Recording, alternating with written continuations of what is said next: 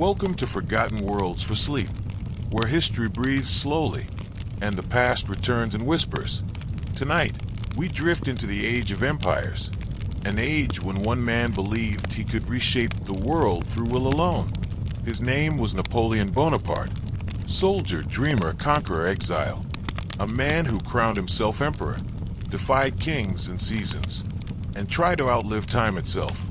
But what happens when genius meets destiny, and destiny refuses to obey? When glory turns to snow, and ambition becomes legend? Close your eyes, let the drums fade into waves, and listen as the last emperor of Europe takes his final journey, from thunder to silence, from empire to eternity. This is Forgotten Worlds for Sleep, where even fallen empires still dream. The sea around Corsica is wild tonight. Waves crash like drums of war against the rocky coast, and somewhere in a small stone house, a boy listens to the storm and thinks it sounds like his heartbeat. His name is Napoleon Bonaparte, a name that, for now, means nothing to the world. He is the son of a modest lawyer, born to an island caught between empires, between France and Italy, between poverty and pride. His mother says the island breeds fighters because it gives nothing freely. Even the soil must be convinced to grow. At school, he is short, sharp-tongued, and endlessly serious. The French boys mock his accent, calling him the Corsican savage. He doesn't answer them, not with words. He answers with work. He devours books on mathematics, artillery, and war. When others play, he studies. When others sleep, he calculates.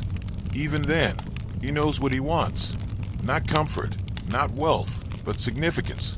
He writes in his notebook, "I shall do great things. I was born when Corsica was perishing." Perhaps it sounds arrogant. Perhaps it's prophecy.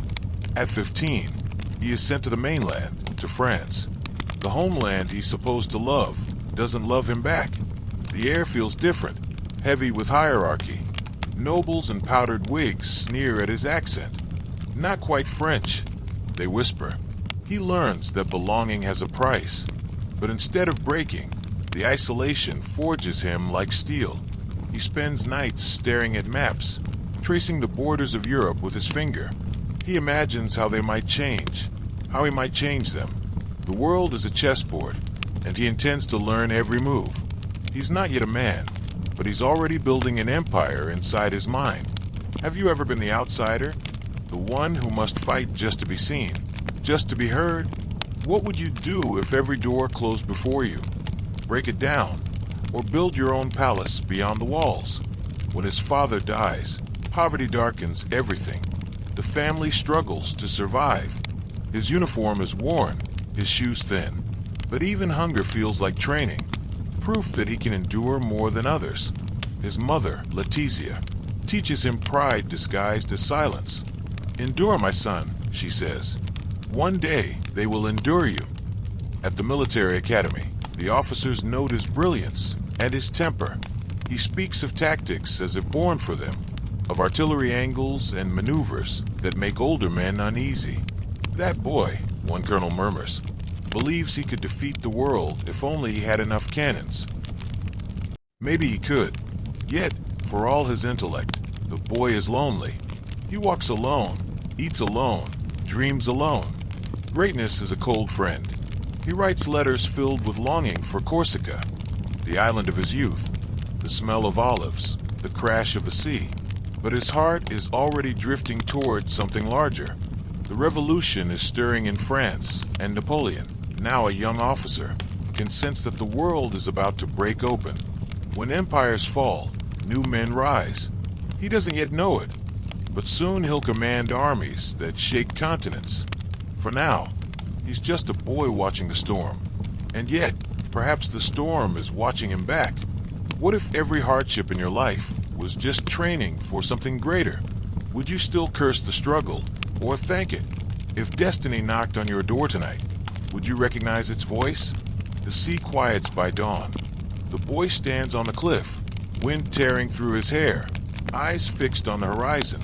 Somewhere out there lies France, the country that scorns him now, but will one day tremble before his name. He whispers to the wind, not as a boast, but as a vow. You will remember me. The waves crash again, as if answering, and in that moment, under the gray Corsican sky, the world begins to shift, quietly, invisibly. The storm doesn't end. It only changes form. Soon, it will march on Paris, on Europe, on history itself. And it begins with one boy who refused to be ordinary.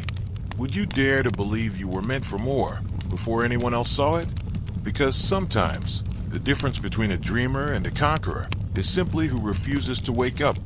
France, 1784. A land of glittering palaces and starving peasants. A country ready to collapse under its own perfection. And in the middle of it all, a young man from Corsica walks through the marble halls of the Royal Military Academy, clutching books like weapons. Napoleon Bonaparte, 19 years old. Thin, pale, eyes too intense for his age. He speaks with a strange accent that marks him as an outsider. Yet when he talks about war, even his professors fall silent. At night, the academy sleeps. He does not. He reads Caesar, Hannibal, Alexander, names that feel less like history and more like mirrors. He imagines the smell of gunpowder, the thunder of cavalry, the map of Europe stretched beneath his fingertips. But the world he dreams of is ruled by privilege, not merit. The sons of nobles command armies before they fired a shot. Napoleon, poor and provincial, is expected to obey, not lead. Still he studies. Still he plans. Still he waits. Because the one who waits with purpose is never truly still. One evening, a fellow cadet mocks him again. A Corsican commanding France? Impossible. Napoleon doesn't argue. He simply stares, a cold, sharp stare that cuts deeper than any insult.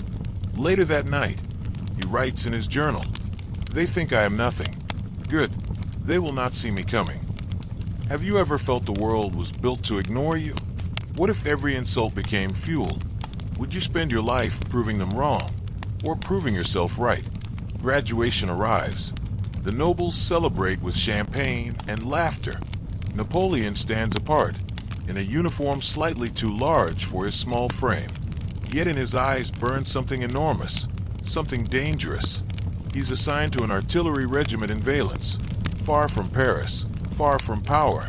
It's a quiet post, the kind of place where ambition goes to die.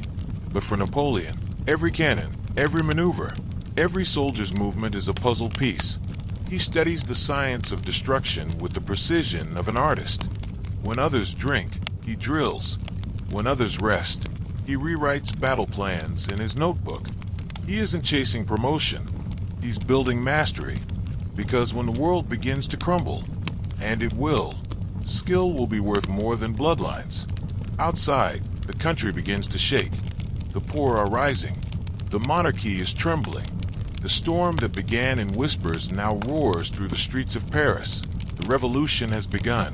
Napoleon watches from afar, feeling something awaken in him. The system that mocked him is finally falling apart. And for the first time, he feels ready.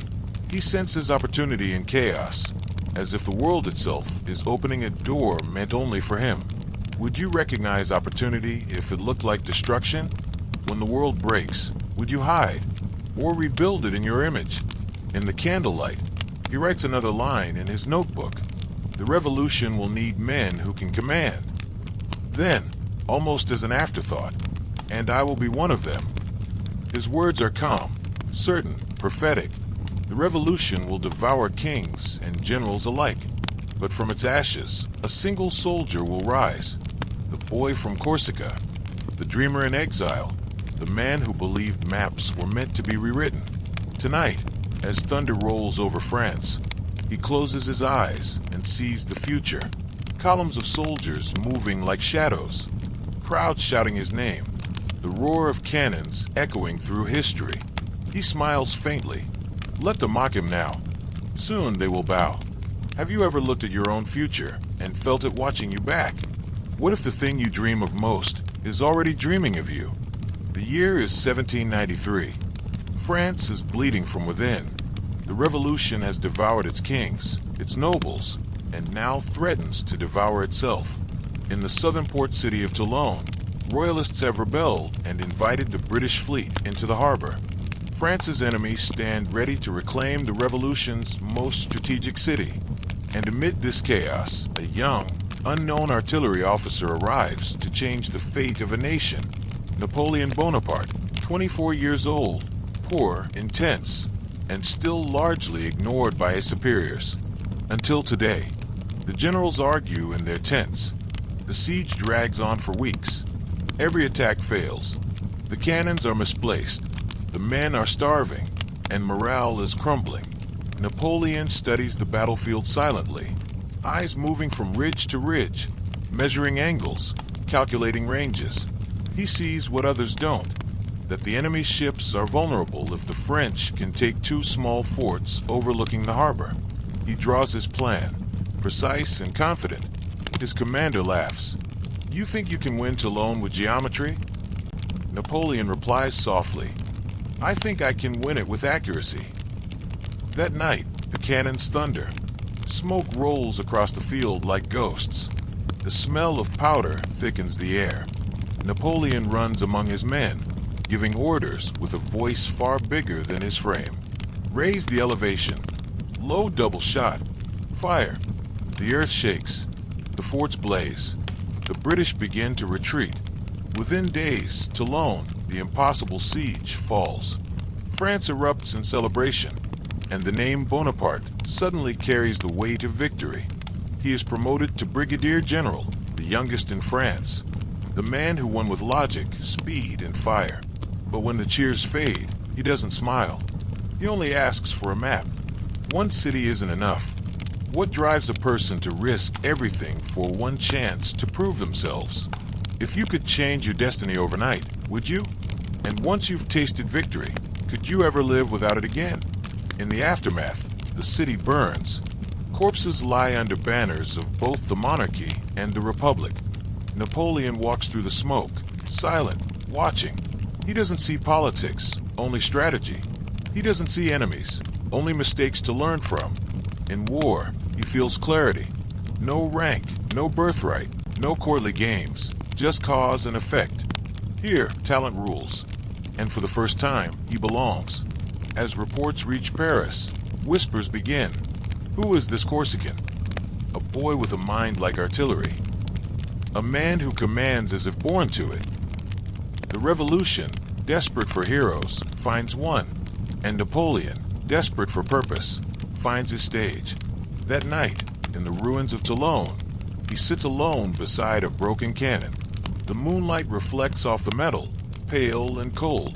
He looks at the stars and feels something awaken, not joy, but hunger. A voice inside whispers, "This is only the beginning." Do you remember the first time you realized you were capable of more than you imagined? Did it terrify you or thrill you? And when the world finally notices you, do you rise higher or start to burn? Napoleon stands, wiping ash from his uniform. Tomorrow, he will ride to Paris. Tomorrow, the newspapers will call him the savior of Toulon. But deep down, he already knows. It wasn't victory that defined him. It was the moment before the battle, when no one believed, and he saw what others could not. That moment, the vision, the certainty, is what will carry him across empires, across centuries. He mounts his horse, the smoke of Toulon still curling behind him, and rides into the dawn. Somewhere in the distance, the sea crashes against the shore, the same sea that once surrounded a small boy on Corsica. And if you listen closely, beneath the cannons and cheers, you can still hear the storm he carried within him, growing louder. Would you rather be loved for a moment or remembered forever? Because for Napoleon, the two would never be the same. France is restless again. The revolution has eaten its kings, and now it begins to devour its own heroes. The people want bread, the army wants direction, and the government, desperate to hold on to both, gives command of the hopeless army of Italy to a 26-year-old general most of them have never heard of, Napoleon Bonaparte. The assignment is almost an insult. The Italian front is underfed, underpaid, and forgotten, a dumping ground for broken soldiers and fading ideals. But when Napoleon arrives, everything changes. He rides into camp on a thin gray horse, uniform simple, voice sharp as a blade. The men stare, some mock him quietly, whispering about the little corporal. But then he speaks. "Soldiers," he says, standing on a crate so they can all see him. "You are hungry and naked. The government owes you nothing, but I will lead you to the most fertile plains in the world. Rich provinces, great cities. There you will find honor and glory and wealth." The soldiers listen. Then they cheer. In a single speech, the starving army becomes his. What kind of power does a voice hold when it makes men believe again? Have you ever met someone who made you feel unstoppable, even for a moment? The campaign begins. Rain turns roads to rivers. The enemy, Austrian and Italian forces, outnumber him 3-1. Yet Napoleon moves like lightning. He doesn't fight the war they expect. He fights the war he imagines. He divides his enemies, strikes their weakest point, vanishes before they regroup. Every victory seems impossible until it's done. At Montagnat, Lodi, Arcole, names that would soon echo through Europe. He proves that genius can look like madness until it works. At the bridge of Arcole, bullets tear through the air as his men hesitate. Napoleon seizes a flag, charges forward shouting, "Follow me." For a second, he disappears in smoke. Then the banner rises again. The soldiers surge after him. Victory. He wins not just battles, but belief. Would you follow someone into danger? Not because you must, but because you want to? And what if that person stopped leading for the cause and started leading for himself? Within months, the young general conquers northern Italy. He defeats seasoned commanders twice his age. Cities surrender at the mention of his name. He sends wagon after wagon of treasure back to Paris, along with paintings, statues, and a letter declaring, "I have conquered the finest part of Europe. The name of France shall be respected once more." The government, shocked and thrilled, promotes him further, but behind their admiration lies fear. France has given birth to a man it can no longer control. Napoleon's letters to Josephine grow fevered and strange. He loves her, needs her, mistrusts her. Between battles, he writes of longing, jealousy, and empire in the same breath. His passion mirrors his ambition, consuming and absolute. He begins to see himself not just as a general, but as destiny itself in motion.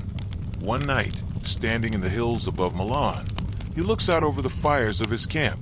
Thousands of soldiers sleeping beneath the stars, ready to die for him. He whispers, almost to himself, "Italy is mine, but France will be next." Lightning flashes behind the mountains. The young general's silhouette burns against the sky. Have you ever felt unstoppable, as if the universe itself was opening doors before you?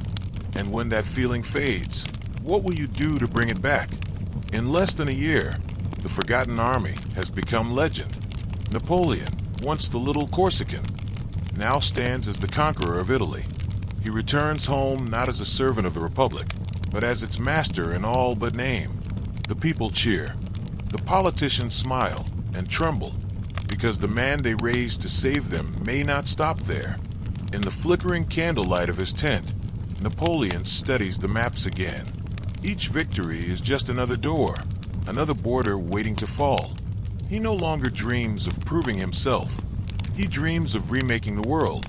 And somewhere in that quiet, a whisper begins, not from the wind, but from within. You were born for this.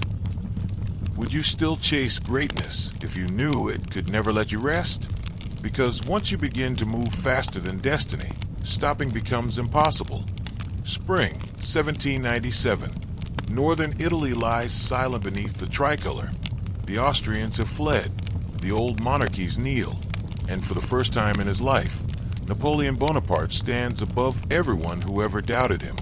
He's 28 years old, and already, Europe speaks his name with a mix of awe and fear. But even emperors in the making have ghosts. And his ghost is a woman.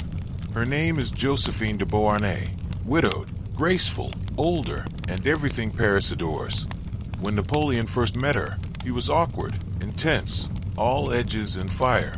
She was the embodiment of charm, the kind of woman who could make a room breathe differently. Now, thousands of miles apart, their letters cross oceans of ink and longing. His are full of fever. I wake filled with you. Your portrait and the memory of our intoxicating evenings leave my senses no rest. Hers are polite, beautiful, distant. While Napoleon conquers cities, Josephine conquers Paris, and whispers of infidelity reach him through military dispatches. The man who terrifies Europe now finds himself terrified of a rumor. At night, he stands alone in his tent, letters trembling in his hand. He can command armies, but not her heart. What's more dangerous, losing a battle or losing control? Can a man who conquers continents survive being defeated by love? When the victories resume, his letters turn cold. The tenderness fades, replaced by ambition. He writes, "I am made for command. The love I feel is not human love. It is an empire of its own."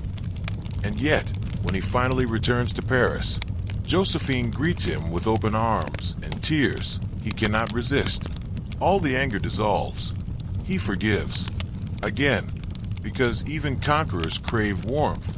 In Paris, his arrival is electric. Crowds fill the streets. Artists paint him as a new Caesar. Philosophers call him the sword of the Republic.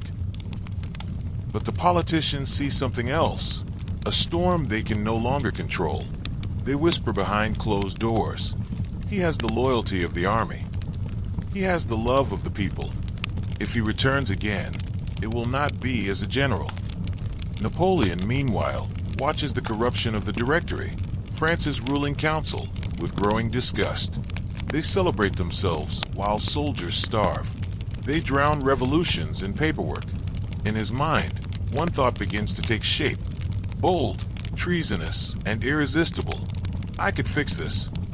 Have you ever seen something broken and thought, only I can make it right? But what if fixing it meant breaking the rules of everything you swore to protect? Still, before he can act, a new opportunity arrives, one that seems almost divine. The Directory, eager to keep him far from Paris, gives him command of an expedition to the east. Egypt, a land older than empires, where pharaohs ruled before Rome was born. They think they're sending him away, but Napoleon sees something else, a chance to create legend.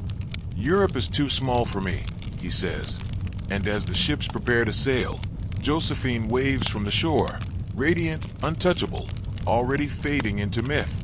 The sails rise. The cannons gleam in the sun. Below deck, crates hold not just weapons, but telescopes, mathematical instruments, and printing presses. He isn't just taking an army. He's taking the Enlightenment. As France turns to chaos again, Napoleon sails toward destiny and into the sands of Egypt, where glory and ruin will walk hand in hand. Would you cross the world for glory? And if you found it, would it fill you or consume you? The sea wind fills the sails. Europe disappears behind the horizon. Ahead lies ancient silence, and the test that will either crown him in immortality or bury him in the sand. Summer, 1798. The sun over Egypt burns like judgment. The sand stretches endless, gold and cruel, swallowing armies whole. Napoleon Bonaparte, conqueror of Italy, hero of France, steps ashore at Alexandria, dressed not as a soldier, but as a visionary. Behind him, 35,000 men, and among them, 167 scholars, artists, engineers, and astronomers. An army of science and war. They are not only here to conquer, they are here to enlighten. He stands before the pyramids, eyes narrowing against the glare. "Soldiers," he says, lifting his sword toward the colossal stones. "From the height of these pyramids, 40 centuries look down upon you." And for a moment, the wind seems to hold its breath. It's not just a battle cry, it's prophecy. When you stand before greatness, do you feel inspired or small? What would you see, staring up at monuments older than memory itself? The campaign begins. Egypt is nothing like Italy. There are no rich fields, no easy victories. The Mamelukes charge across the desert. horsemen in silk and gold, fierce as mirages. Their scimitars flash in the sun. Napoleon orders the line to form squares, perfect geometric fortresses of men and muskets. The cavalry breaks against them like waves on stone. The Battle of the Pyramids ends in slaughter. For every Frenchman who falls, 10 Mamelukes die. Cairo surrenders, and Europe gasps. Bonaparte has defeated a civilization. But amid the triumph, something ancient begins to whisper. At night, he walks among the ruins, temples carved with gods whose names no one remembers. He asks his scholars what they read in the symbols. One replies, "Only eternity, General." Napoleon stares into the torchlight, and for the first time, the conqueror feels the weight of time itself. He has bent nations, but what is one life compared to 40 centuries of silence? Have you ever felt the world looking back at you? Not with admiration, but with indifference? What would it feel like to realize that even your greatest triumph is only dust to the future? Then, the sea turns against him. At Aboukir Bay, the British Admiral Horatio Nelson annihilates the French fleet. Ships burn, masts explode, thousands drown. Napoleon's army, trapped in Egypt. No retreat, no reinforcements, no escape. He stands on the shore, watching flames lick the horizon. For the first time, he cannot command the outcome, but he doesn't flinch. "If we must stay here," he says, "then we shall make a new France in the East." In Cairo, he creates printing presses, hospitals, new laws. He studies Islam, orders the Quran translated, proclaims respect for the Prophet. Some call him a liberator, others a blasphemer. The scholars record everything, hieroglyphs, flora, fauna, unaware they are writing the foundation of Egyptology. Even defeat begins to birth discovery. The desert becomes a mirror. Everywhere Napoleon looks, he sees reflections of his ambition, brilliant, endless, and doomed to fade. At night, he dreams of the sea, of Josephine, of Paris. He wakes drenched in sweat, whispering, "I must return." Have you ever chased something so far that you forgot why you began? And when you finally look back, was home still waiting, or had it already moved on? By 1799, disease, rebellion, and the desert have consumed half his army. But fate, or perhaps fortune, gives him one last chance. A ship arrives from France with secret news. The Republic is collapsing. The government is weak. The people are desperate. He looks once more toward the pyramids and murmurs. The East is magnificent, but France is destiny. That night, under a crescent moon, he sails away, abandoning thousands who believed in him. He leaves Egypt behind like a dream, beautiful, terrible, unfinished. As dawn rises over the desert, the pyramids stand unchanged. The conqueror is gone. The sands close over his footprints, and the whisper that once called him great now says something colder. You are only a shadow among giants. Would you rather rule forever in the desert of memory, or return to a world that may have forgotten you? Because for Napoleon, both choices lead to the same truth. His empire is not built on land or loyalty, but on time itself. Autumn, 1799. Paris smells of damp paper and panic. The revolution that promised liberty now stumbles in confusion. The Directory, France's ruling council, is corrupt, exhausted, and blind to the chaos beneath its feet. Inflation devours savings. Riots break out over bread. The people no longer cheer the Republic. They whisper for rescue. And then, one morning, word spreads through the city. Napoleon has returned from Egypt. He steps off his carriage to a roar that shakes the boulevards. Thin, pale, his uniform dusty from the journey, but his eyes burn with the same sharp light. The streets chant his name as if he were already a king. Behind closed doors, the politicians whisper what the people shout. The savior is back. But saviors have a way of becoming rulers. What happens when the man who promises order begins to crave control? Would you recognize the moment liberty dies? Or would you mistake it for safety? Napoleon studies the state like a surgeon examining a dying patient. France is fractured, royalists plotting restoration, revolutionaries demanding purity, generals holding private armies. He tells his brothers, power is lying in the gutter. I will pick it up. And so he does. The plan begins in whispers. On 18th Brumaire, November 9th, 1799, the council moves to St. Cloud, outside Paris. Troops surround the chamber for protection.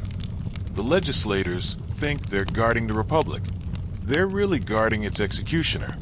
Napoleon enters the assembly, nervous, sweating, his speech shaking. He stumbles over words, a soldier trying to sound like a statesman. Murmurs rise. Accusations of treason fill the air.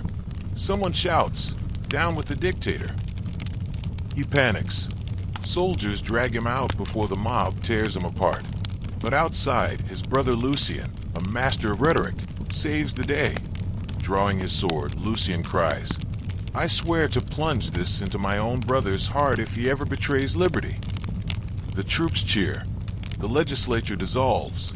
And France falls silent. Do revolutions end with gunfire or applause? How easy is it to trade freedom for the promise of peace? That night, Napoleon sits in a small room, candlelight flickering on maps of Europe. He's calm now, almost serene. France, in a single day, has become his. He calls it a necessary correction. History will call it a coup d'etat. He moves swiftly. A new constitution, written to sound democratic, designed to ensure obedience. 3 consuls rule France, but only one voice matters. He calls himself First Consul, evoking ancient Rome, a republic in name, an empire in everything else. Paris wakes to stability, bread returns to shelves, currency regains value, soldiers march in step. The chaos is over. The people sigh in relief. And that's how liberty ends, not with force, but with gratitude. Would you notice if your freedom was slipping away? Or would you thank the man taking it from you? If order came with obedience, would you still call it peace? At night, Napoleon walks through the Tuileries gardens alone. He hears the wind rustle through the trees planted by kings and watered by revolutionaries. He murmurs, almost smiling, "France has always been ruled by one man. It is simply my turn." The general has become a statesman. The soldier has become a savior. And the savior is becoming something else. He looks east, where Austria and Britain still plot revenge. He looks inward, where ambition whispers, "You were meant for more." And somewhere deep inside, the man who once fought for a republic begins to dream of a throne. Can power ever be temporary? Or does every savior secretly want to become a god? Winter, 1800. France breathes again. The streets no longer echo with riots. The guillotine stands silent, and the tricolor flutters over a nation exhausted by freedom's chaos. At the center of it all, First Consul Napoleon Bonaparte, 30 years old, serene, unstoppable. He no longer fights battles with cannon fire. He fights them with laws. The old France, divided by privilege, by region, by centuries of corruption, begins to bend into something new. The Napoleonic Code. 600 articles that will outlive every war he ever wages. It abolishes feudal rights, guarantees civil equality, and declares merit above birth. Every citizen, soldier or peasant, stands equal before the law, at least on paper. The irony doesn't escape him. He brings order to a nation born from revolution. Do we truly want equality? Or just a better hierarchy? If a man builds peace with control, is he a reformer or a ruler in disguise? He works 18 hours a day. Ministers faint under the pressure. Secretaries fall asleep at their desks. Napoleon dictates 3 letters at once, shifting between languages, campaigns, and continents. He memorizes the names of every officer, every diplomat, every region. France becomes an extension of his will. He says, "My real glory is not the battles I have won, but the institutions I have created." And he means it. In Paris, Josephine reigns as the perfect hostess, the empress in waiting before the crown exists. Her mansion at Malmaison fills with perfumes, exotic plants, and whispered politics. She is charm where he is fire. Together, they are the perfect illusion of balance. But she hides letters too, and secrets.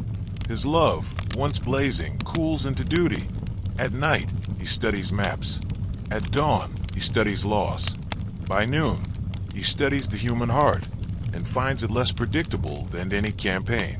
Can a man who governs millions ever learn to govern himself? What's more dangerous, losing power or needing it? Across Europe, monarchs watch uneasily. Austria plots, Britain sneers, Russia calculates. They all thought the revolution would die with its chaos.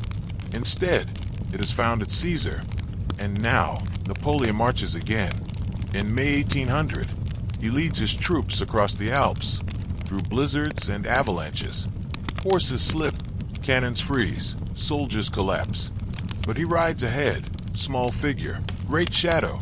The world would later paint him calm and divine, but those who were there remember his eyes, red with exhaustion, alive with purpose.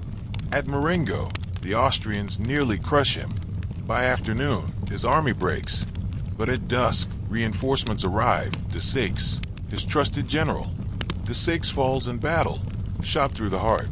Napoleon wins, barely. France cheers. The Republic is safe, though few notice that liberty's light now shines from a single torch.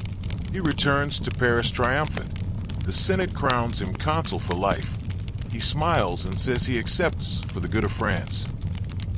The people vote in approval because by now, they believe that his victory is their peace. Would you choose safety if it meant surrendering freedom? And if your savior never stepped down, would you even want him to?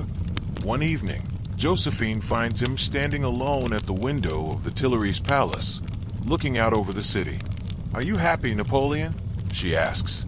He doesn't turn to her. "Happy," he repeats softly. "Happiness is a foolish word. What I have is destiny." Outside, Paris sleeps under the order he built. Inside, a man who could conquer nations cannot quiet his own thoughts. And above him, the stars burn indifferent, just as they did over Rome. How long can one man hold an entire nation in his hands before it starts to slip through his fingers? Because power, like sand, always finds a way to fall. Winter, 1804. Paris hums with rumor. Bells ring across the Seine. Processions fill the streets. France, the nation that beheaded its kings, now prepares to crown one.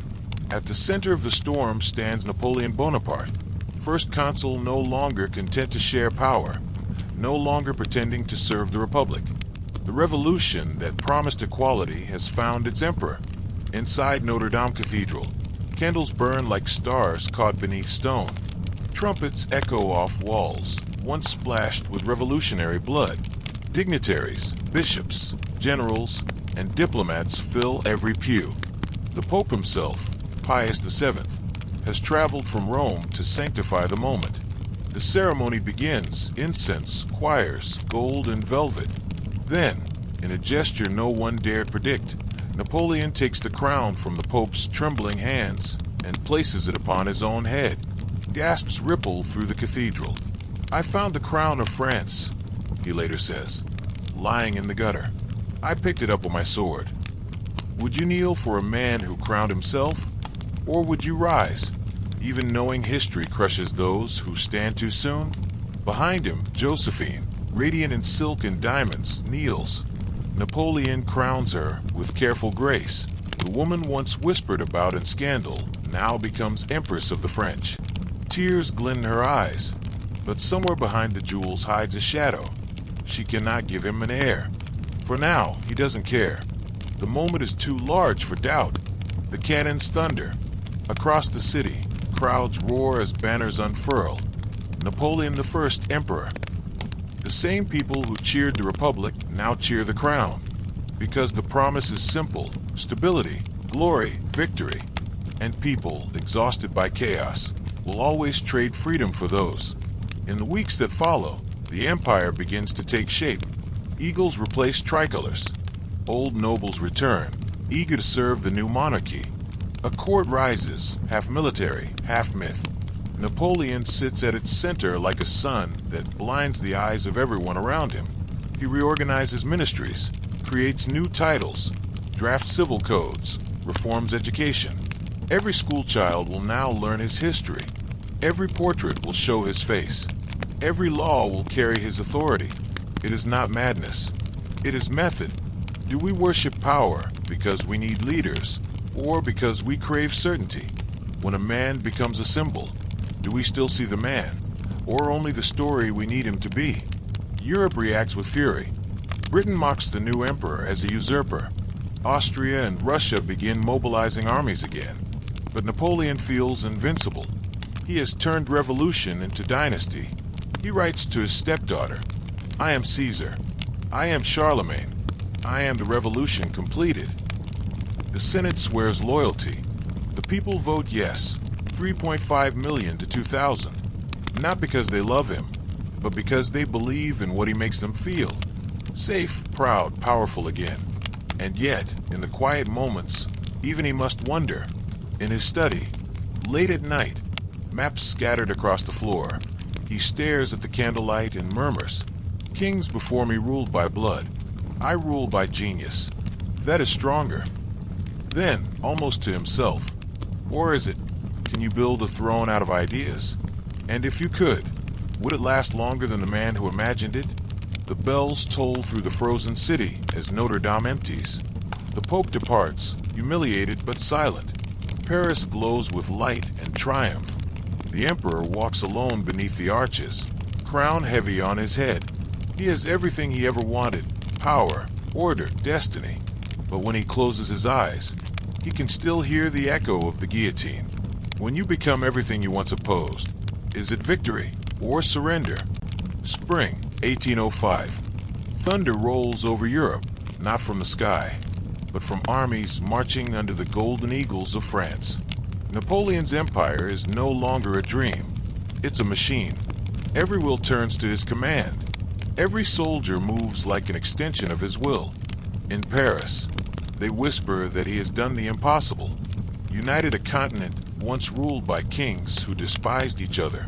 From the Pyrenees to the Rhine, from the Alps to the Danube, his word is law. He calls himself Emperor of the French. But the truth is simpler.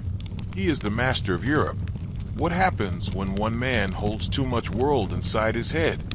If you could control everything, would you ever stop trying? The crowns of defeated nations now sit in glass cases in the Tuileries. Prussia trembles, Austria plots, Britain rages. Only one enemy still dares him openly: the sea. Across the Channel, Britain watches like a hawk behind its navy. Napoleon gathers barges, builds ports, and trains an army of 200,000 men to invade. The invasion never comes. At Trafalgar, Admiral Nelson destroys the French fleet once and for all. The sea will never belong to Bonaparte. He watches the news in silence, then says only, "The English may rule the waves, but I will rule the land." And he keeps his promise. That winter, his armies move east, lightning across Europe. Austria falls, then Bavaria, then the Holy Roman Empire itself, a 1,000-year institution, vanishes like smoke. At Austerlitz, he faces the combined might of Russia and Austria. 2 emperors against 1, the battle of the 3 emperors. Mist covers the field like a stage curtain. Napoleon studies the hills, the ponds, the sun breaking through the clouds. He sees not mud and fog, but geometry. When the enemy moves forward, he strikes their center like a blade through silk. By noon, 30,000 coalition soldiers are dead or captured. The battle is over. Later, he tells his marshals, "Remember this moment. You will not see its like again." Have you ever done something so perfectly that it frightened even you? What if your greatest victory became the ghost that haunted every day after? In Vienna, emperors sign treaties that read like surrender notes. Napoleon redraws the map of Europe with the confidence of a god sketching creation. He dissolves ancient borders, crowns new kings, and places his brothers and generals on thrones. Spain, Holland, Naples, Westphalia, all ruled by Bonapartes now. At court, diplomats bow not to France, but to him personally. They study his moods like weather patterns. They flatter, they obey, they fear. Only Josephine dares to tease him. But even she sees the change, the warmth cooling, replaced by calculation. He has begun to measure love in terms of legacy, and legacy demands an heir. He tells her gently, France must have a dynasty. She weeps. He turns away. In his private chambers, he writes, I have conquered nations, yet I cannot conquer time. Would you give up love for immortality? And if you did, would either one forgive you? Europe lies quiet beneath the French eagle, but peace under one man's shadow is never real peace. In London, in Berlin, in St. Petersburg, the kings plot revenge. They call it the Fourth Coalition. They think they can destroy him. He thinks he can remake the world again. And as drums beat and banners rise, Napoleon prepares to do what he always does best: turn destiny into war. Is genius a gift, or a curse that refuses to let you rest? When every sunrise demands another victory, how long before even the sun runs out? Winter, 1809. Snow drifts along the boulevards of Paris. The city glitters, not with peace, but with ceremony. France stands at the height of its power, and yet, in the emperor's private chambers, something fragile is breaking. Josephine, the woman who once bewitched a young general, now stands trembling before a man she no longer recognizes. For years, she has been his son, warm, dazzling, untouchable. But the empire demands heirs, not love stories. Josephine has none to give. Napoleon's letters to her used to burn with passion. Now they read like decrees. He tells her quietly one night, You were my happiness, but France is my duty. Her hands shake. Her eyes fill.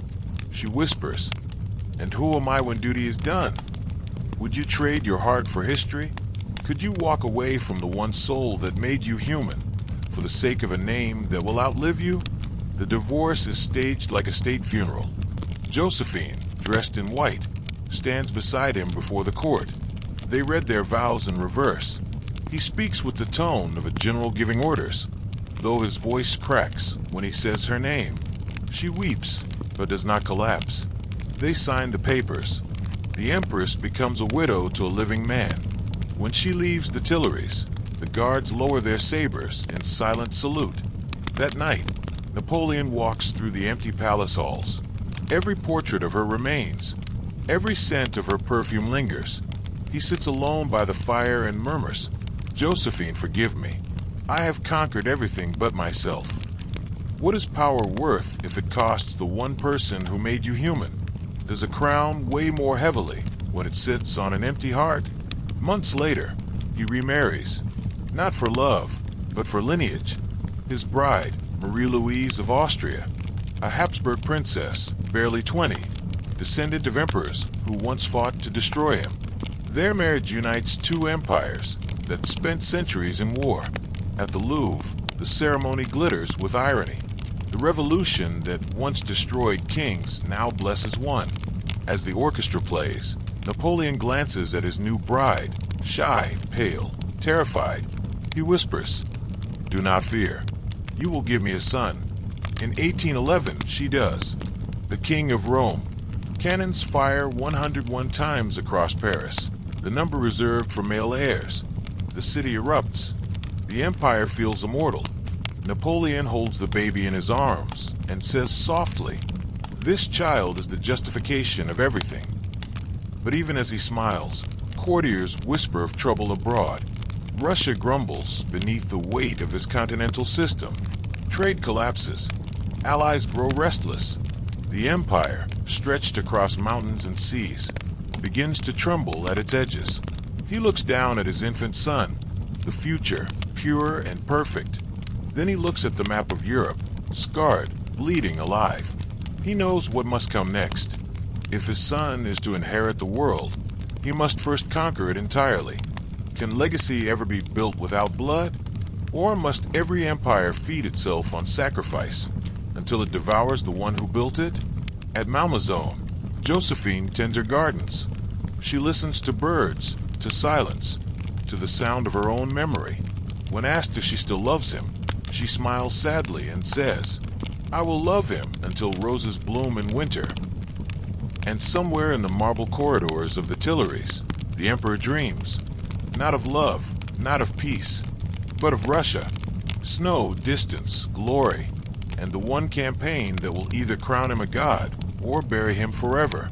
Would you chase destiny if it meant walking straight into ruin?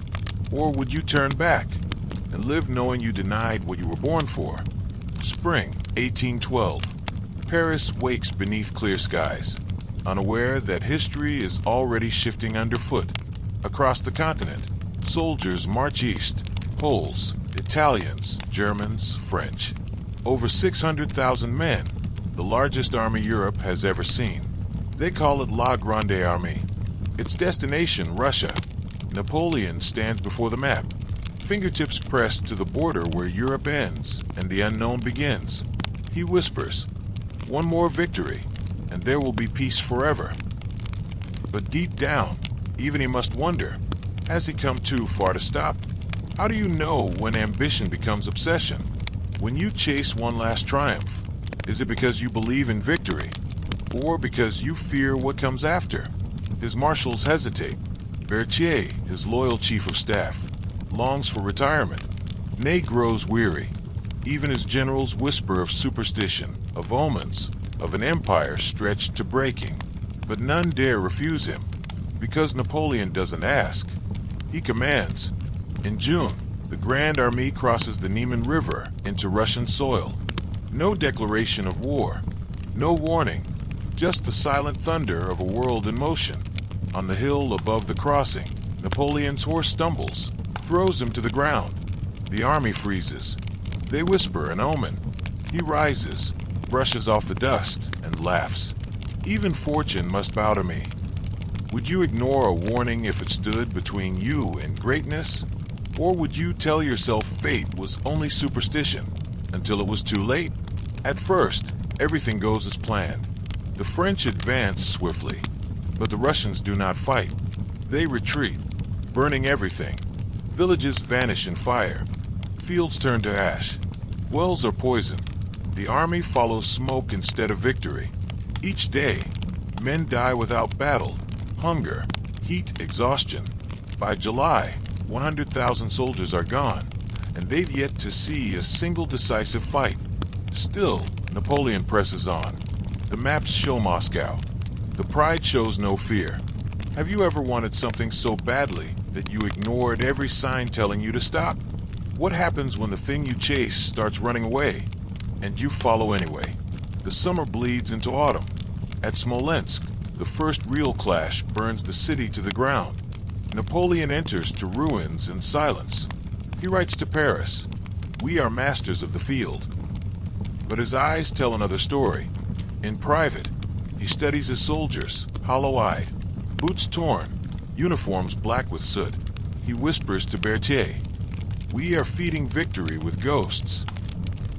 Still, they march on, because turning back would mean admitting failure. And for Napoleon Bonaparte, failure does not exist. Would you rather die moving forward, or live knowing you turned back? As the army approaches Moscow, a rumor spreads through the ranks that the Tsar has fled, that the city will surrender, that this will be another Austerlitz. They smile again. They believe again. But those who have seen the fires know better, because Russia does not surrender. It waits. On the horizon, the sun sets over a wasteland of smoke. Napoleon looks east, toward a capital he's sure will bring peace. Behind him, half his army already lies buried in the soil of lands that were never meant to be his. And ahead, the snow waits. If you could see your own downfall, would you still walk toward it? Because some destinies don't end in triumph. They end in silence and snow. September 1812. After months of endless marching, starvation, and death, the Grand Army finally reaches Moscow. Napoleon stands on a hill and looks down upon the golden domes of the city shimmering in the haze. He whispers, half in disbelief, "At last." The army cheers. They believe the war is over. They believe they've won. But Moscow is silent. No surrender. No delegation, no czar. The city has been abandoned. They enter the gates and find ghosts, empty homes, overturned carts, half-burned icons. Napoleon rides through streets where even the dogs have fled. He stops at the Kremlin, dismounts, and listens to the wind move through hollow windows. Strange, he murmurs. A city too proud to surrender, too proud to stay. That night, he sleeps in the palace of the Tsars. Outside, the sky turns red. Moscow is burning. What would victory mean if it arrived wrapped in silence? If the thing you chased your whole life suddenly lay before you, in ruins, would you still call it triumph? The fire starts small, then everywhere at once. Roofs collapse, barrels explode, horses scream. The wind carries embers like rain. The city becomes an inferno. Flames crawl up the Kremlin walls. Napoleon wakes to the smell of smoke and the sound of chaos. He steps onto the balcony and watches his prize dissolve in light. Someone, perhaps the Russian governor, perhaps the citizens themselves, has ordered the city burned to the ground. Moscow dies, but refuses to kneel. For 3 days, the fires rage. The army tries to fight it, but the heat drives them into the streets. Barrels of gunpowder explode. Churches crumble. By dawn, half the city is ash. Napoleon wanders through the wreckage, his boots sinking into soot. He stares at the blackened skyline and whispers, "What a terrible sight. What a glorious people." And then, almost to himself, "I can destroy kingdoms, but I cannot make men yield." Have you ever won something that felt like loss? Can a man who conquers everything still be defeated by silence and fire? He sets up headquarters in what remains of the Kremlin. Letters pour in, none from the Tsar. No peace, no truce, no message. Only winter, waiting. For 35 days, he waits, pacing the halls like a ghost inside a burning memory. His generals beg him to retreat. He refuses. To retreat would mean defeat. To stay would mean death. He writes to his minister in Paris. The Emperor of Russia does not answer. Perhaps he fears to write to me. But the truth is simpler. The Tsar doesn't need to answer. Nature will. Would you wait for someone who will never come, just to prove you were right? How long before pride becomes punishment? October arrives. The fires die out, but the cold begins. The food runs out. Horses are slaughtered for meat. The soldiers light bonfires with fragments of palaces. Napoleon walks through the ruins of Moscow one last time.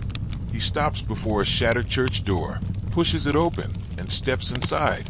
Charred icons stare down at him from the walls, saints with hollow eyes.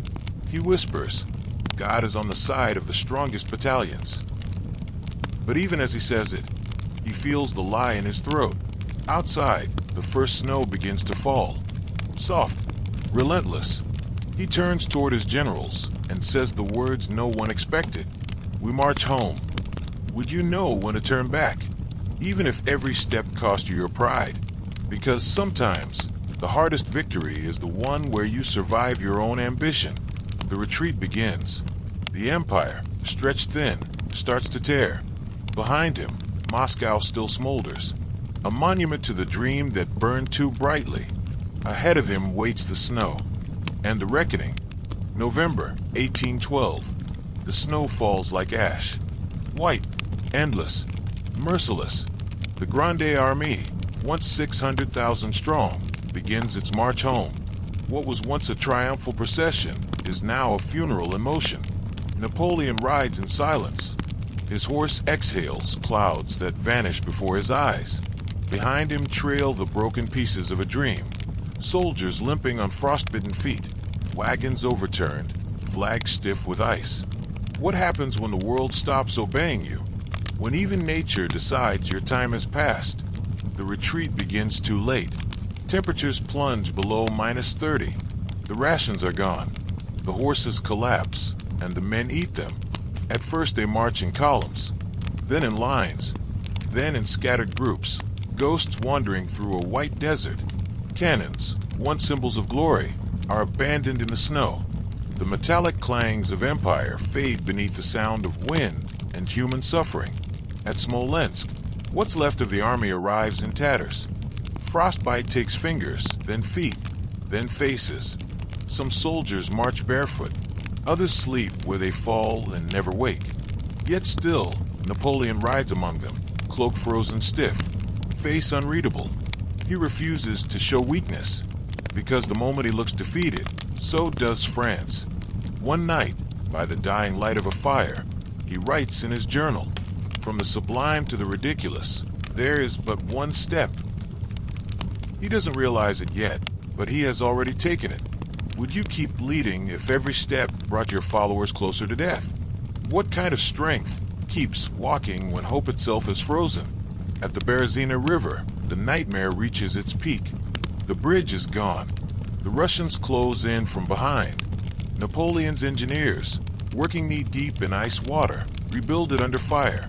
For 2 days, the army crosses, cannon wheels breaking, horses drowning, men clinging to debris. Those who fall beneath the current never resurface. By the time the last soldiers reach the other side, 20,000 lie dead. Napoleon stands on the far bank, silent, watching the smoke rise from what was once his pride. He murmurs, "I am leaving half of myself in these snows." He begins to travel in a sleigh, wrapped in furs. The Emperor of Europe now looks like a beggar wrapped in history. At Vilnius, he receives reports from Paris. The people still believe in victory. They have no idea the empire is dying.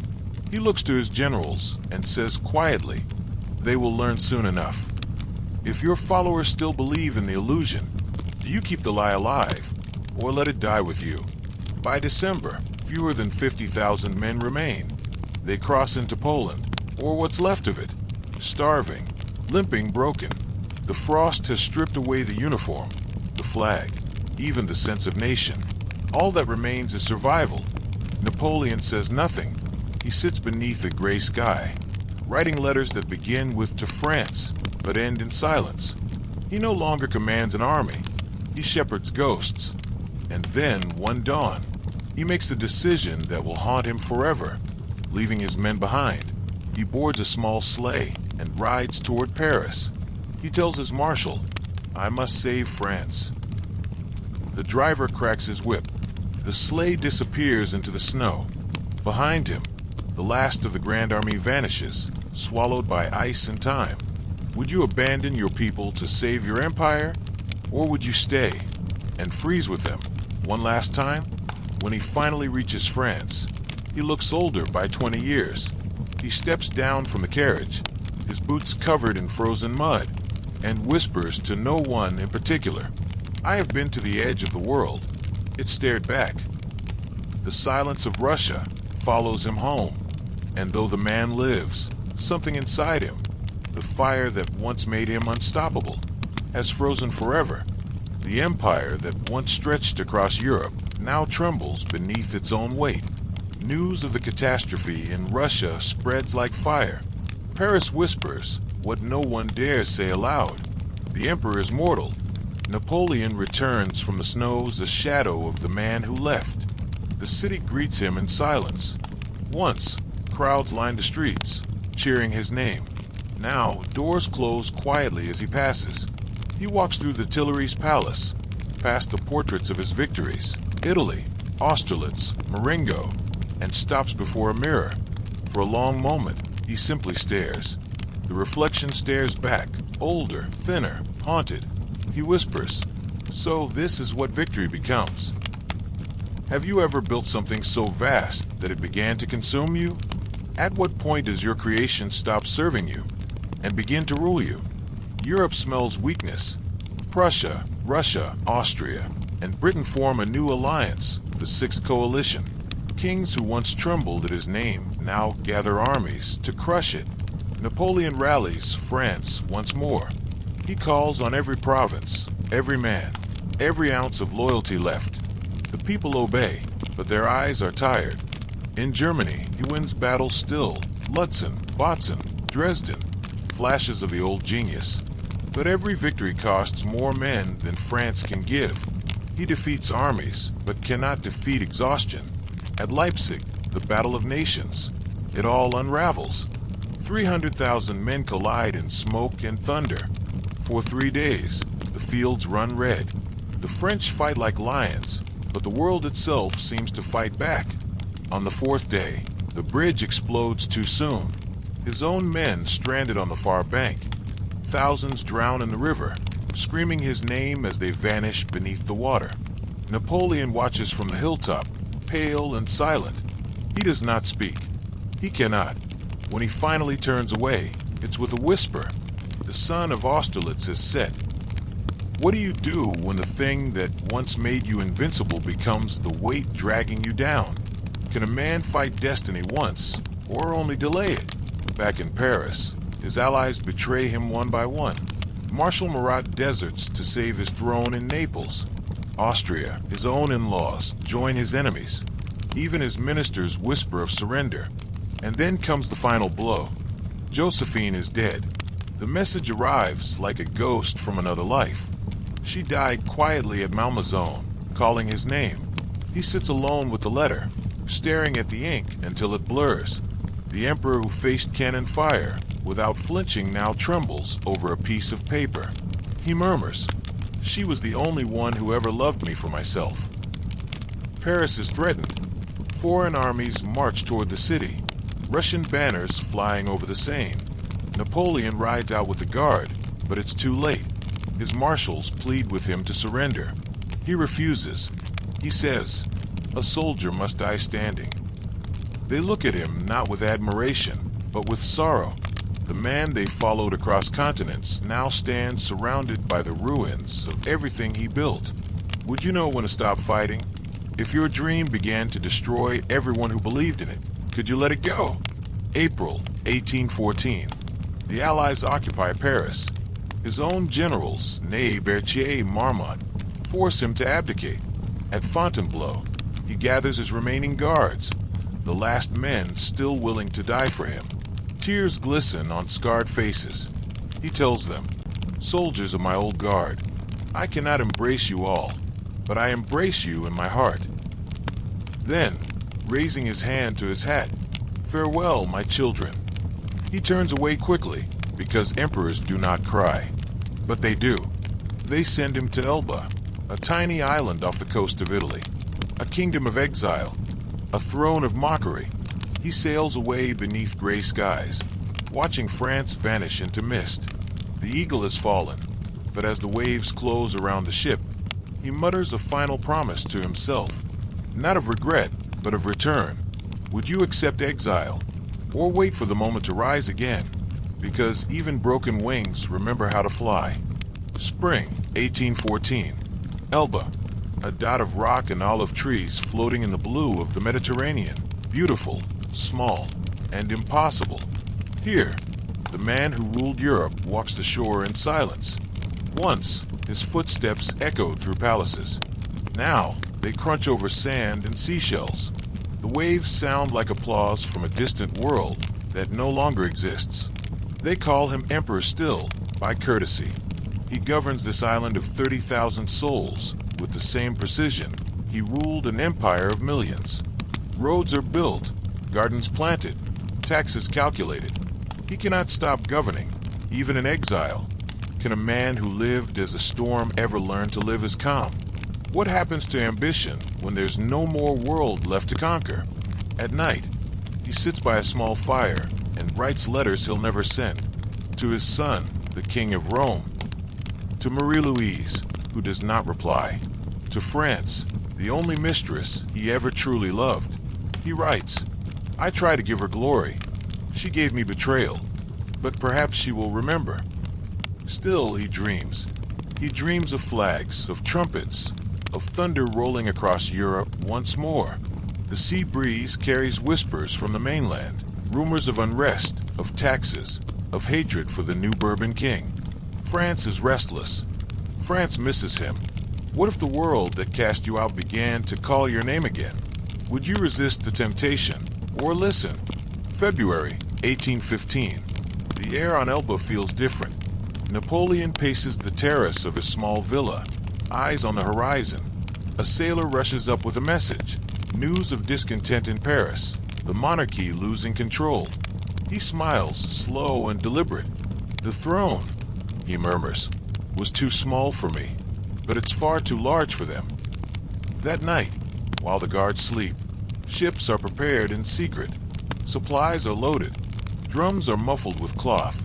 On the morning of February 26th, as dawn paints the sea gold, Napoleon boards a small brig named Inconstant.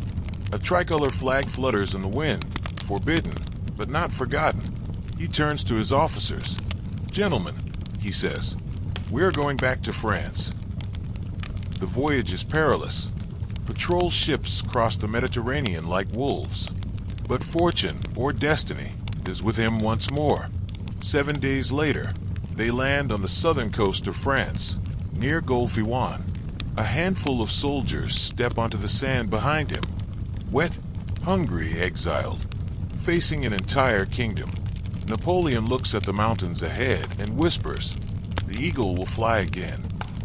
Would you dare return to the place that destroyed you, believing you could rewrite your ending? Is courage the same thing as madness, or just a different word for it? He begins to march north.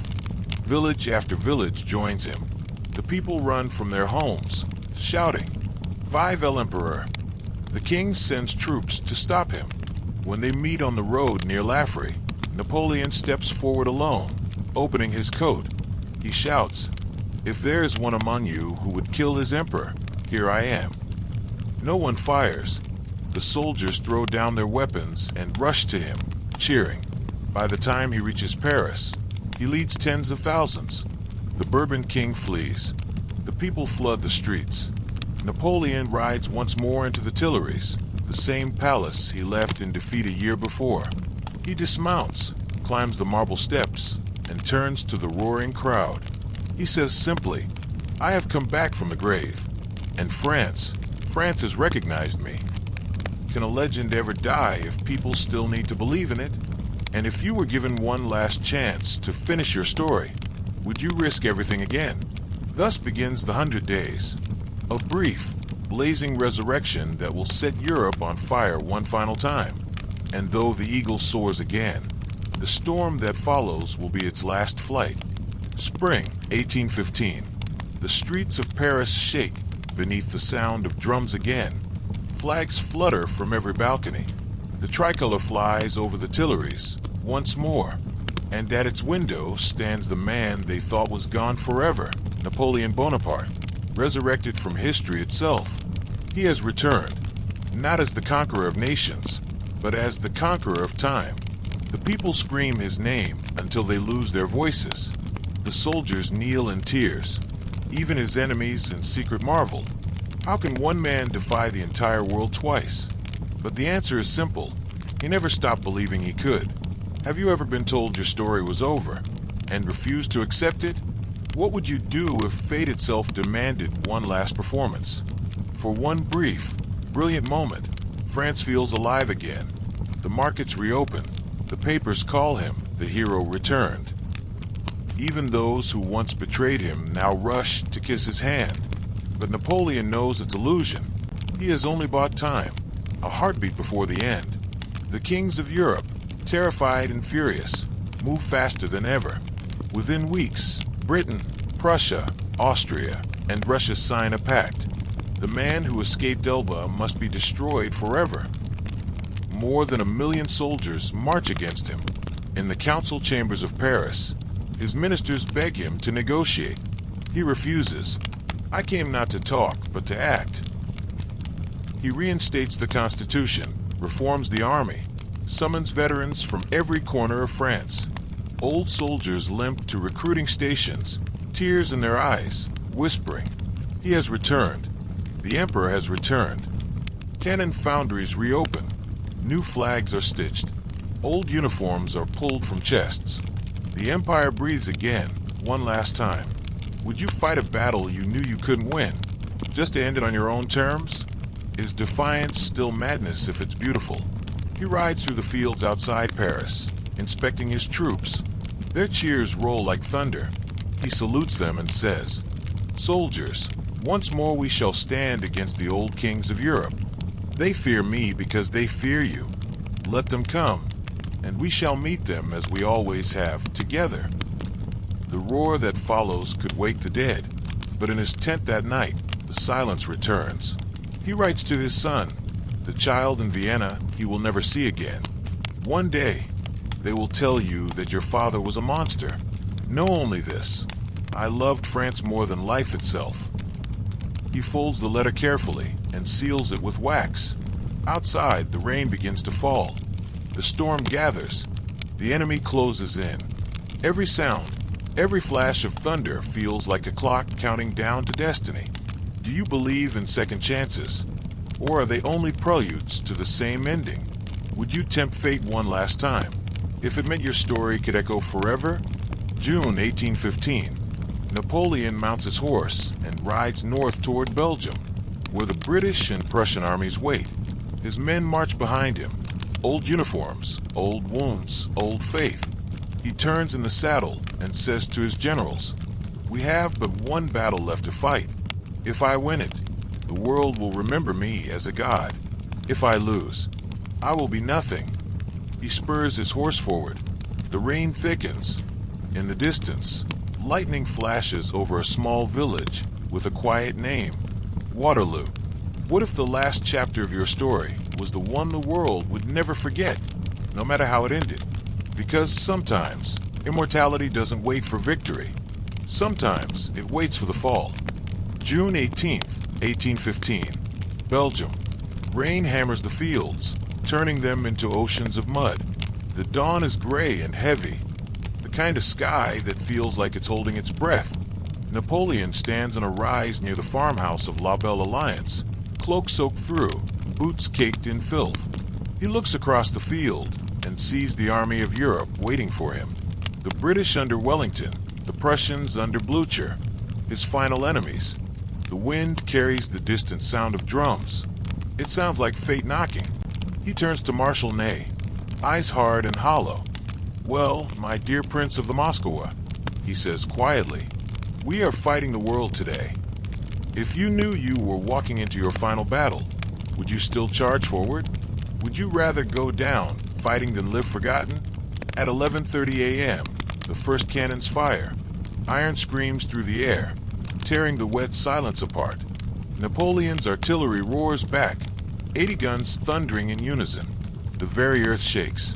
For hours, the French attack crashes against Wellington's lines. Hougoumont, La Haye Saint-Pé Plate. Each name will become legend, each hill a grave. The mud swallows horses whole. Drums vanish under the sound of rain. The emperor watches through his telescope, the rain dripping from his hat brim. Everywhere he looks, courage, chaos, death. He mutters to himself, "They stand firm. The English always stand firm." His marshals beg him to commit the Imperial Guard early. He refuses. Not yet. The Guard is France itself, and France must strike last. He sends orders down the line. One final attempt to break the center. Columns of blue-coated soldiers march into cannon fire, so close they can see the white of the British eyes through the smoke. Still they advance. Still they die. Have you ever given everything, and still felt it slipping away? What does a hero do when bravery is no longer enough? By afternoon, the fields are burning. Horses without riders stumble blindly through corpses. Ammunition runs low. The emperor's stomach burns with old pain, but he refuses to sit. He looks toward the eastern horizon, waiting for Marshal Grouchy, who was supposed to stop the Prussians. But the horizon is dark, and then he sees them. Black shapes in the rain. Not Grouchy. Blücher. The Prussian army is here. Napoleon's face goes white. For the first time in his life, he knows the battle is lost. He turns to his staff. "It is finished," he whispers. "The old guard must cover the retreat." The words cut deeper than any wound. Would you still stand when the world around you collapses? Would you fight not for victory, but for dignity? The Imperial Guard marches forward. Veterans of Austerlitz, Jena, Wagram, men who have followed the eagle across every continent. They form a square, banners flying in the storm. The British shout from the ridge, "La Garde recule." The guard retreats, but they don't. They die where they stand. Cannonballs rip through the ranks, muskets flash, and the tricolor falls into the mud. When the smoke clears, the guard is gone. Their bodies lie in perfect formation, still facing the enemy. Napoleon stares for a long time, then lowers his spyglass. "They have done enough," he says softly. "Save yourselves, if you can." He mounts his horse and rides from the field, not as a conqueror, but as a man swallowed by history. What would you give to write your own ending, even if it meant losing everything? Because sometimes the only way to become immortal is to fall. That night, the storm passes. The moon rises over fields of ruin. Tens of thousands lie still beneath it. French, British, Prussian. No longer enemies, just echoes. Somewhere in the darkness, a single horse wanders through the mud. Its saddle empty, its rider gone. And above it all, the wind whispers the name. Waterloo. June 22nd, 1815. Paris is gray and tense, the air heavy with dread. The couriers have arrived. The news is undeniable. Waterloo is lost. In the Tuileries Palace, Napoleon sits motionless, staring at the map spread across his desk. The candles burn low, the wax dripping like hours running out. Outside, the crowd that once shouted "Vive l'Empereur" now murmurs in confusion, fear, and silence. His generals stand before him, Soult, Ney, Caulaincourt, their uniforms stained with mud and exhaustion. They say nothing. They don't have to. The war is over. Napoleon lifts his eyes slowly. "Well, gentlemen," he says, his voice steady, "we have done what we could. The rest is destiny." What do you do when destiny finally stops listening to you? When the world that once obeyed your will suddenly turns its back? The Chamber of Deputies gathers. They fear him now more than ever. Not his army, but his legend. Even defeated, he is too dangerous to live among men. He offers them a choice. "Let me lead one last army. I will save France again." But they refuse. France has no more strength, no more blood to give. That night, he walks alone through the gardens of Malmaison, Josephine's old home. The roses are in bloom. Her ghost seems to move between the trees. He whispers, "If you had lived, perhaps this would have ended differently." The stars shimmer faintly above. For the first time, Napoleon feels the weight of the universe and realizes he cannot fight it. Have you ever looked at your own story and realized it's time to stop writing? How do you surrender when your entire life has been conquest? On June 22nd, he signs the document. His hand doesn't tremble. "I proclaim my abdication," he writes, "in favor of my son, Napoleon II, the King of Rome." But his son will never rule. The Allies refuse the offer. They want not a dynasty, not a France of dreams. They want an end.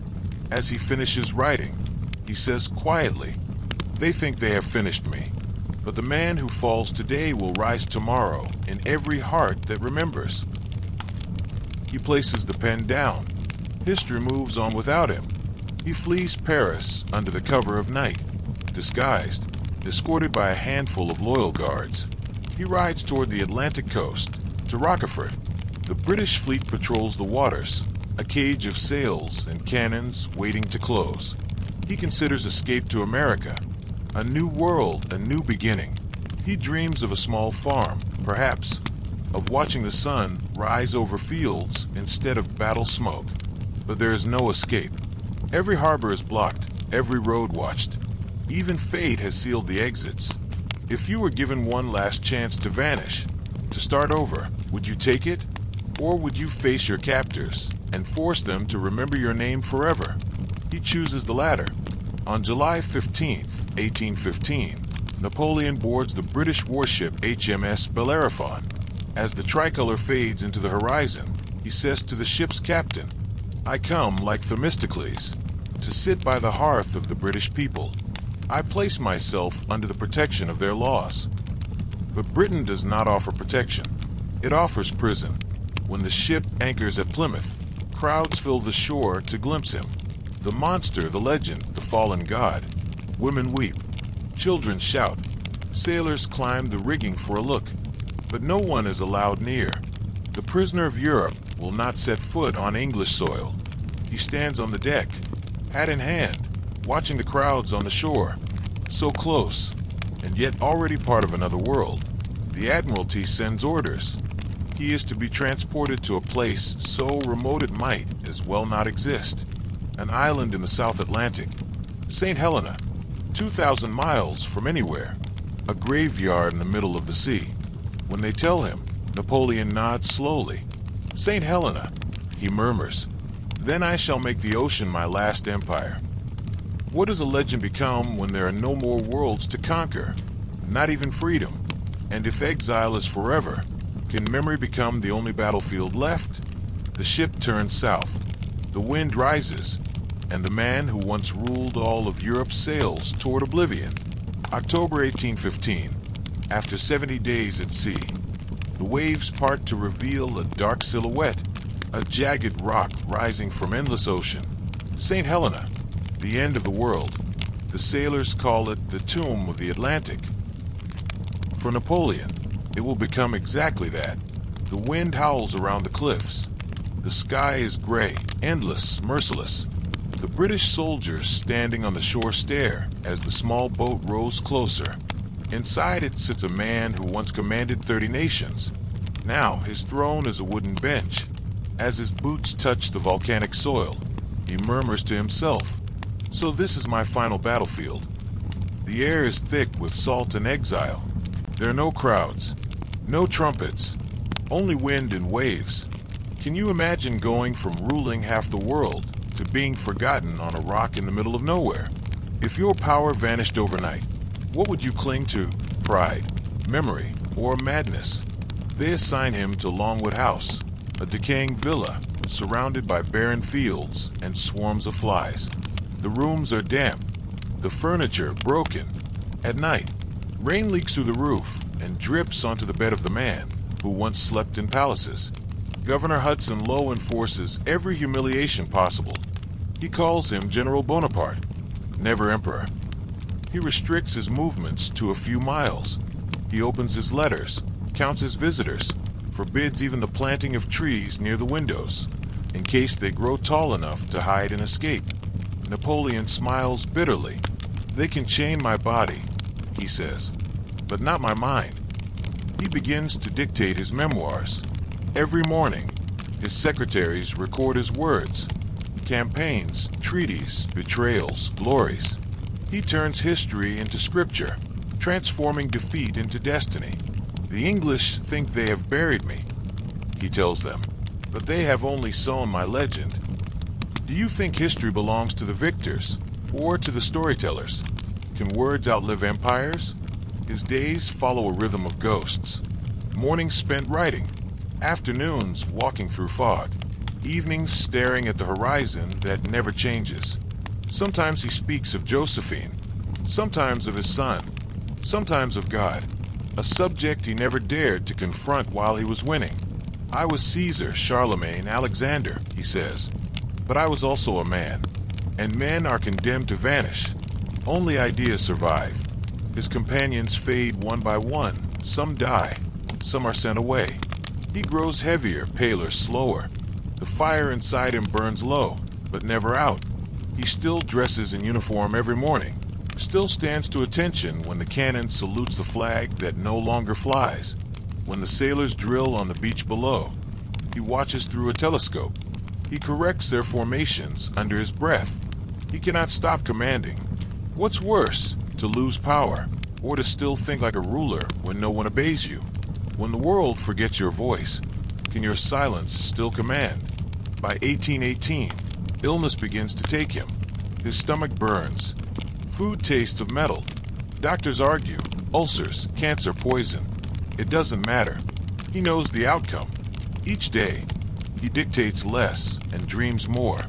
He sees Paris in the mist, hears drums that aren't there, and sometimes speaks to ghosts, his marshals, his mother, Josephine.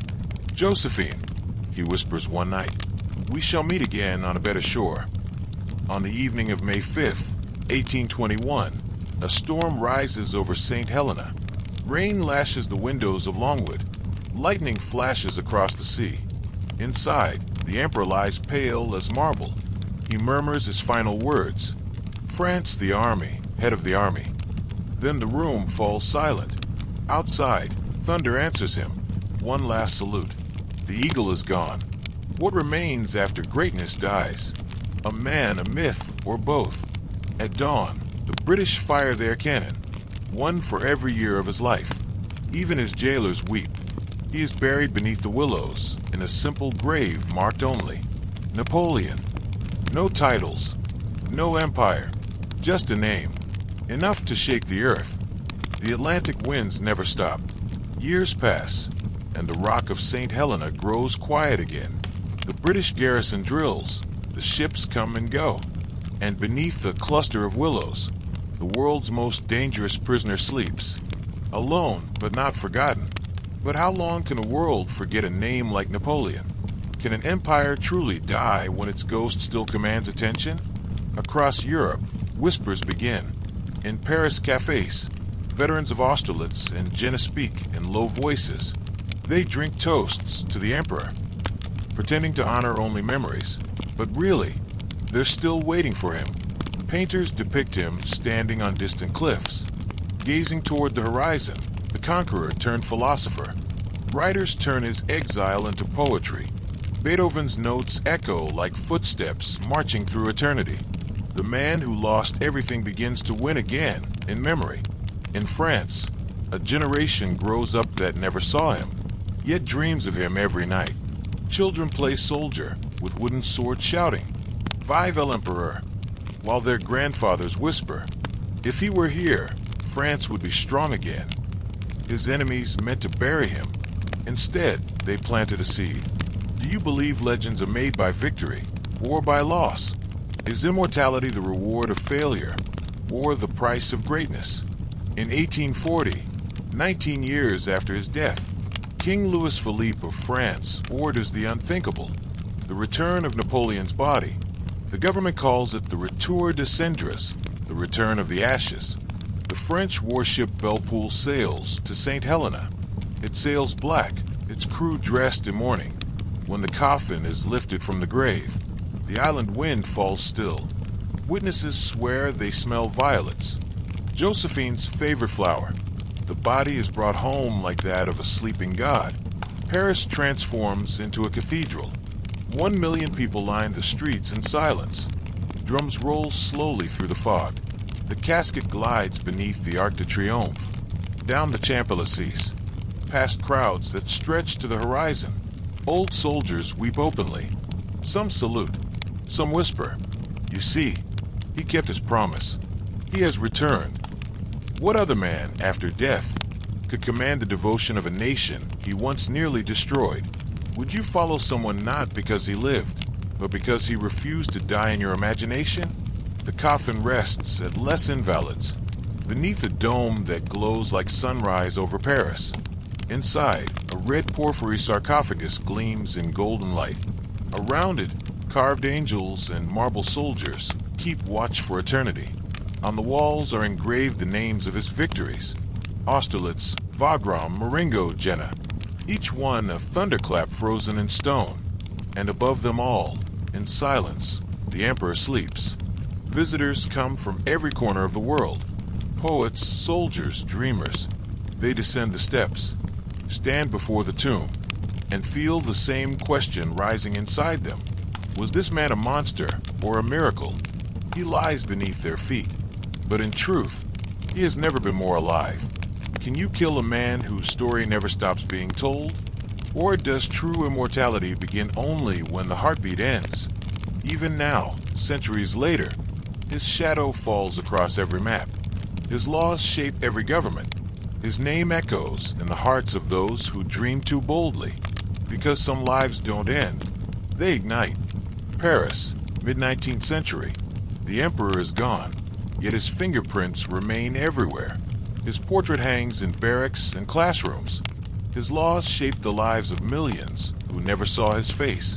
Europe breathes Napoleon even in peace. He is no longer a man. He is a system.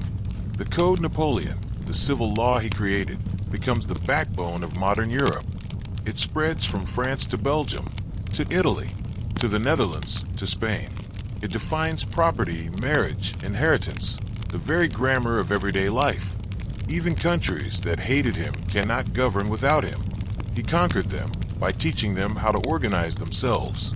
What if your greatest victory wasn't won by armies, but by ideas that survived your defeat? Can order itself become a form of immortality? Schools founded under his rule, lycées, military academies, engineering colleges, continue producing new generations of disciplined minds. He had believed that knowledge should serve the state, and long after his empire's fall, the world still agrees. Railways, telegraphs, banks, ministries, all trace their roots to his reforms.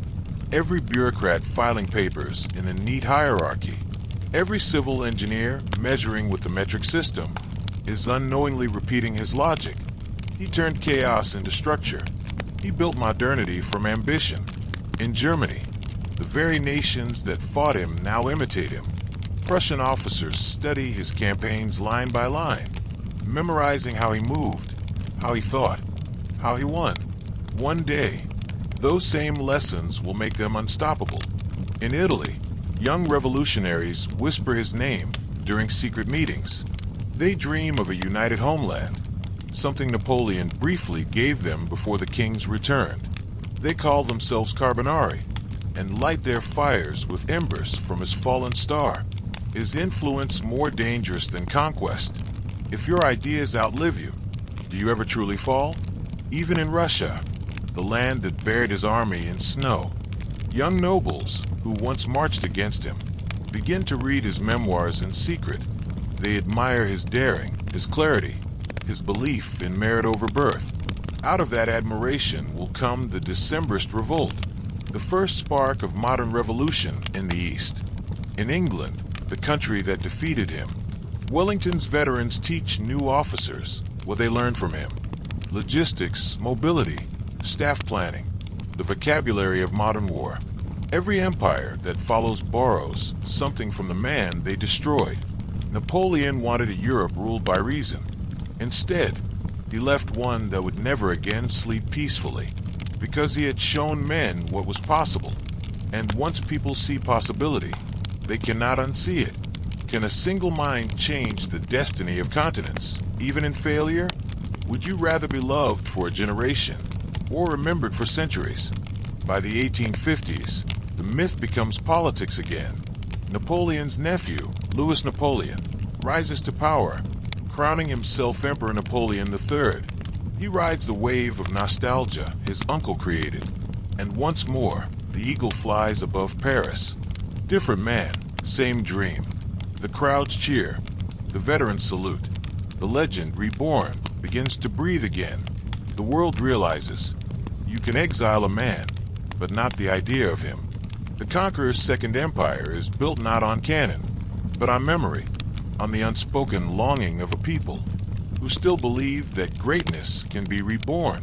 Would you follow a dream if it once destroyed you, just because it still makes your heart beat faster? Because that's what nations do. By the late 19th century, the cannons are silent, but Napoleon's shadow still stretches across the continents. It lies over every battlefield, every throne, every revolution. Europe cannot forget the man who taught it to dream too large. The eagle may be gone, but his silhouette still darkens the sun. Have you ever felt haunted by someone you never met? Someone whose dream still moves inside you? Can ambition be inherited like blood? From Paris to Warsaw, from Berlin to Buenos Aires, leaders begin to study his life like scripture. He becomes the template for power, the model of the man who remakes the world by sheer will. Some read his life as a warning, others as a prophecy. In Italy, revolutionaries carry his image on secret banners. They whisper that one day, the peninsula will be united again, not under kings, but under men of action. A new Caesar will come. In Germany, Bismarck studies his strategies, not the battles, but the way he built nations from chaos. He uses Napoleon's tools to forge a new empire in iron and blood. And in Russia, a young general named Alexander dreams of power without limit. forgetting that the snows once swallowed even the mightiest. Does history repeat itself? Or does it simply echo, louder each time? In classrooms across Europe, boys trace the outlines of campaigns. On dusty maps, hearing teachers whisper of the Corsican miracle. They see in him not a man, but a mirror, reflecting what every human heart secretly wants, to matter beyond death. Poets turn his downfall into poetry. Painters depict him standing alone on the shore, cape blowing in the wind, the image of impossible defiance. Even those who despised him cannot resist the beauty of his ruin. In the 20th century, his ghost awakens again. Tyrants study his victories and forget his warnings. Generals copy his maneuvers, believing they can outsmart fate. Politicians borrow his words about destiny and glory, turning them into propaganda. Every dictator since has dreamed, in secret, of wearing Napoleon's shadow like a crown. Is greatness a gift or a disease? How many men must burn chasing the fire that consumed him? Artists see something different. To them, Napoleon becomes the symbol of modern man. Restless, brilliant, self-destructive. He is the eternal overreacher, the one who flies too high and falls in flames, but makes the world brighter on the way down. Writers like Hugo, Tolstoy, and Byron paint him as both hero and monster, the man who proved that humanity could be godlike, and therefore doomed. And yet, when wars return, when nations fall apart, when ambition calls, his image rises again. The shadow of the eagle never fades. It lives in every leader who believes that one will can bend the world. Would you follow such a man, or run from him? And if that man lived inside you, how would you silence him? The 19th century gave him myth. The 20th gave him meaning. The 21st still carries his reflection.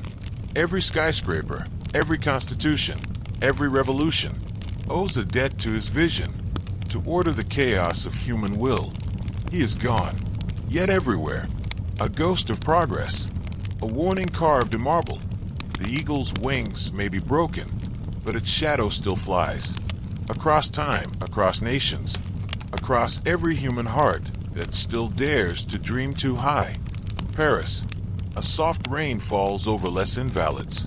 The golden dome gleams faintly through the mist, like the sun rising for someone who no longer needs light.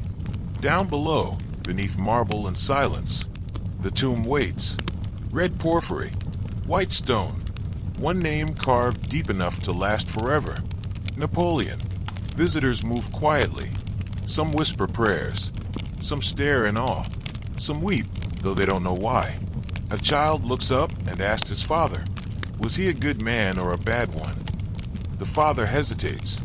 Both, he says, and that's why we still talk about him. Can a human being ever escape the judgment of time? Or does time itself secretly admire those who defy it? 2 centuries have passed since his heart stopped beating, yet his pulse still runs beneath Europe's skin. Every nation he touched still bears his fingerprints, in laws and schools and dreams. He built an empire that fell, but a world that endured. He once said, "Glory is fleeting, but obscurity is forever." And history proved him right, because his glory never faded. Through revolutions, wars, republics, and empires, his name keeps returning like a tide that refuses to go out. The French still say, "L'aigle est de retour." The eagle returns. Whenever a leader promises greatness, his tomb is not a grave. It's a mirror, and when people look into it, they see what they might become. Brilliant, ruthless, unforgettable. Would you want to live forever if it meant never resting? If your victories became your prison, and your memory a weight the world never puts down? The soldiers of today still study him. The artists still paint him. The dreamers still quote him. Every generation rediscovers him and thinks, perhaps I would have followed him too. That is immortality, not in flesh, but in fascination. The camera moves closer to the tomb. We see the shadows flicker across its curved stone. Rain taps softly above, like the faint rhythm of distant drums. A voice, his, or maybe ours, whispers through the echo. The story of the world is the story of ambition, and I was merely the first to dream it so loudly. So what remains of Napoleon? Not an empire, not an army, but the idea that one mind can change everything, that greatness, even when doomed, is still worth reaching for. The dome fades into golden light. Paris hums beyond the walls. The centuries turn, and still, his shadow stands taller than most men ever will, because some lives end in death, and others become history itself.